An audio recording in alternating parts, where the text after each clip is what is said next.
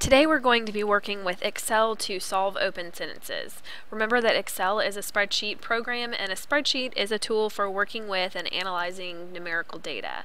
The data is entered into a table, and in our table all of our rows are labeled with numbers, and each of our columns are labeled by a letter, and you have to keep in mind that the cell address is the column letter and then the row number. So this is cell A1, and you have to be looking for your cell locations for this, for what we're doing today. Okay, you can use spreadsheets to find the solutions of open sentences, and that's what we're going to be doing today. We are going to try to determine using Excel whether or not a set of numbers that we've been given will make this equation true or false. So we have 4 times x minus 3, and we're trying to determine whether or not that solution is less than 31. So we're going to use Excel to do this for us so we don't have to do it by hand. So if you notice, my first column I have labeled as x. I'm going to put all of my replacement set, the numbers of my replacement set, in a different cell. Then I have my second column, which is column B, and I have the first part of my equation. And then in column C, I have the entire equation. Okay, so in column A, the numbers I'm going to be using to try to solve this, my replacement set is 7, 8, 9, 10, 11, 11, and 12. And all you have to do for your replacement set in the first column is type in those numbers. Okay? In column B, what we're going to do is we're going to type in this equation and use our cell reference of A2 in place of x. So I'm going to click in B2, and you can just start typing, or you can click on the formula bar. Notice that if you forget what a certain part of a program does, you can rest your mouse on it and it will give you our little tooltip. Okay, so I'm going to click, and we want to start off all of our equations with an equal sign.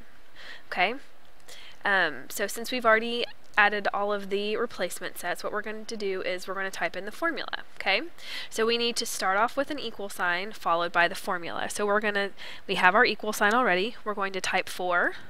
And then what we need to do is we need to give it the Q for multiplication, which is the asterisk, which is shift and 8. Okay. Then we're going to open our parentheses, because we have our parentheses right here. And instead of putting in the variable of x, we're going to start with the cell reference. So we're going to have 4 times, open parentheses, A2. And then we're going to do minus 3 and close our parentheses. Once I hit enter, it's going to give me the answer to that equation. So I hit enter, and when we plug 7 into this equation, the answer is 16. So we didn't have to do that. Excel did that for us. Okay, I could go in and by hand type in the exact same thing in B3 that I just typed in C3, or B2, sorry, but I don't have to do that. I can click on my cell, and then this little black box right here in the corner, I can click on that, and notice that my cursor turns to a black plus sign. That's my fill handle.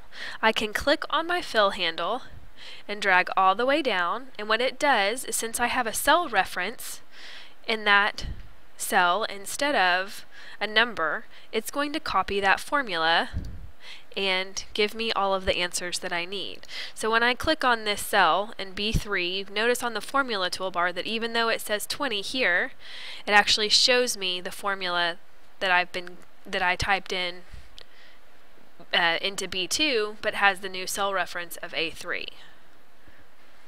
So now that I've determined what the answers to this equation are, if I plug in my different numerals or my different numbers, what I want to do is I want to determine whether the open sentence is true or false for this value, okay, or for this value in the replacement set. Okay, so I could look at this and I can determine whether or not 16 is less than 31, but I want Excel to do that for me.